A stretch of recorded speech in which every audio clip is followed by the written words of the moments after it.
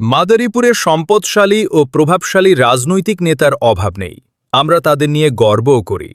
কিন্তু প্রশ্ন হল, যখন মাদারীপুরের কোনো মানুষ গুরুতর অসুস্থ হয়ে পড়েন, তখন কেন তাকে চিকিৎসার জন্য ছুটতে হয় বরিশাল, ফরিদপুর, ঢাকা মেডিকেল কলেজ কিংবা দেশের অন্যান্য হাসপাতালে? কেন আজও মাদারীপুরে একটি সরকারি মেডিকেল কলেজ নেই?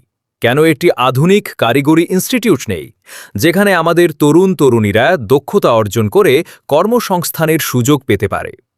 মাদারীপুরের মানুষ কর দেয়, ভোট দেয়, দেশের উন্নয়নে অবদান রাখে। তাহলে শিক্ষা ও স্বাস্থ্যসেবার মতো মৌলিক ক্ষেত্রে আমরা কেন পিছিয়ে থাকব?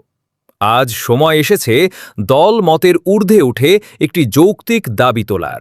আমাদের দাবি, মাদারীপুরে একটি সরকারি মেডিকেল কলেজ চাই, একটি আধুনিক কারিগরি ইনস্টিটিউট চাই। যেই জনগণের প্রতিনিধি হন, তিনি যেন এই দাবিগুলো বাস্তবায়নে আন্তরিকভাবে কাজ করেন। এটাই মাদারীপুরবাসীর প্রত্যাশা। আপনিও যদি এই দাবির সঙ্গে একমত হন, তাহলে ভিডিওটি শেয়ার করুন, আপনার মতামত কমেন্টে জানান, আর এই আওয়াজটি সবার কাছে পৌঁছে দিন। মাদারীপুরের উন্নয়ন হোক, মাদারীপুরের মানুষের অধিকার নিশ্চিত হোক।